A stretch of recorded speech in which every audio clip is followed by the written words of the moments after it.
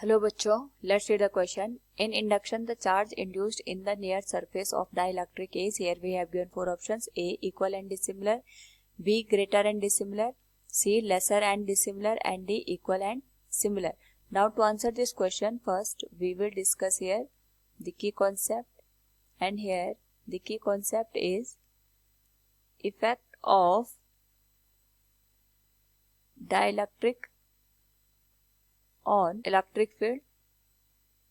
यहाँ पे सपोज हमारे पास कोई इलेक्ट्रिक फील्ड है, इस इलेक्ट्रिक फील्ड के बीच में हमने कोई डाइलेक्ट्रिक मटेरियल रख दिया, तो इस इलेक्ट्रिक फील्ड का डाइलेक्ट्रिक के वैल्यू पे क्या इफेक्ट पड़ता है ये हमें यहाँ पे अंडरस्टैंड करना है. साथ में यहाँ पे हमारे पास जो डाइलेक्ट्रिक रखने पे इलेक्ट्रिक फील्ड की वैल्यू हो जाती है, दैट बिकम्स E/K. वो हमारे पास यहाँ पे इनिशियल वैल्यू का E/K हो जाता है. Now according to the question हमारे पास पूछा गया है, in induction the charge induced in the near surface of a dielectric is. तो सबसे पहले हम यहाँ पे इंडक्शन के प्रोसेस को समझते हैं. इंडक्शन का मतलब होता है किसी भी अनचार्ज्ड बॉडी को चार्ज करना विदाउट एनी फिजिकल कांटेक्ट. यहाँ पे हम किसी भी अनचार्ज्ड बॉडी को चार्ज कर देते हैं, लेकिन जहाँ पे हमारे पास जो अनचार्ज्ड बॉडी होती है उसका कोई भी कांटेक्ट नहीं होता है, जिस सरफेस के थ्रू हम यहाँ पे उस बॉडी को चार्ज करते हैं.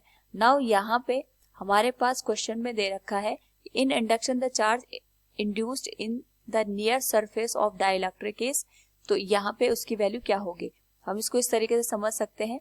सपोज ये हमारे पास कोई डाइलेक्ट्रिक है, इस डाइलेक्ट्रिक को हमने एक इलेक्ट्रिक फील्ड में रखा है, तो ये हमारे पास आ गया यहाँ पॉजिटिव चार्ज और यहाँ पे आ गया नेगेटिव चार्ज. तो ये होगी एक्सटर्नल फील्ड की डायरेक्शन.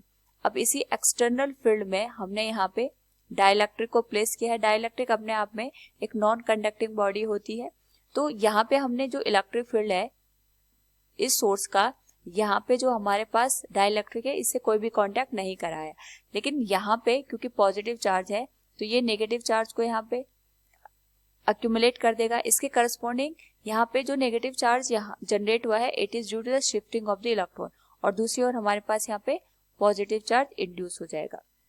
नाउ यहाँ पे हम इस तरीके से समझ सकते हैं कि जो हमारे पास इंड्यूस्ड इलेक्ट्रिक फील्ड होगा इनसाइड द डाइलेक्ट्रिक, इसके अंदर भी एक इलेक्ट्रिक फील्ड जनरेट होगा जिसकी डायरेक्शन पॉजिटिव टू नेगेटिव होगी. इसको हम EI से इंडिकेट कर देते हैं. और यहाँ पे जो ओरिजिनल इलेक्ट्रिक फील्ड है यानी एक्सटर्नल इलेक्ट्रिक फील्ड है, that is of the value E.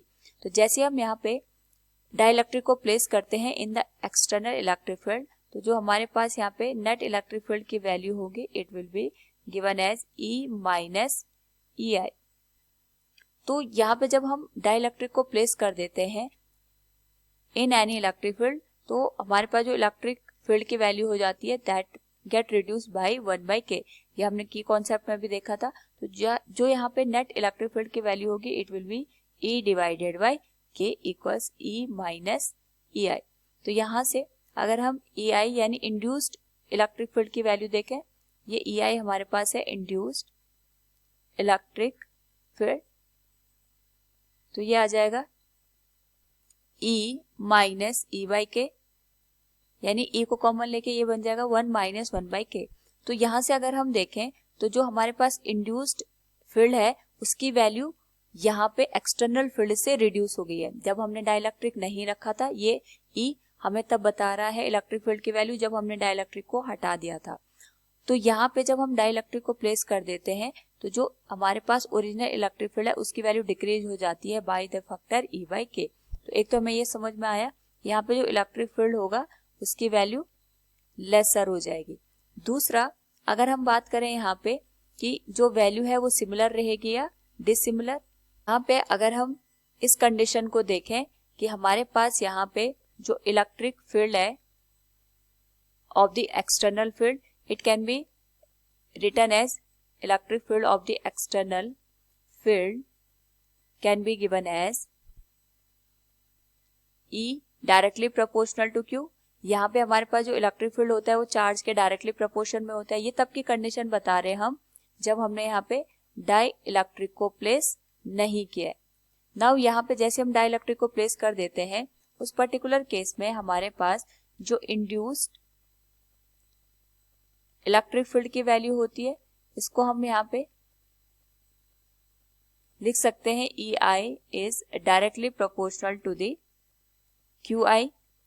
Now यहाँ पे हमें पता है जो EI है इसकी वैल्यू लेस देन है E से, तो ऑब्वियस सी बात है हमारे पास जो QI की वैल्यू होगी that will also be less than Q। यानी जब हमने यहाँ पे डाइलेक्ट्रिक नहीं किया था उसके कंपैरिजन में हमारे पास यहाँ पे जो इंड्यूस्ड चार्ज हुआ है उसकी अमाउंट कम है। तो यहाँ से हम दो कंक्लूजन पे पहुंचे।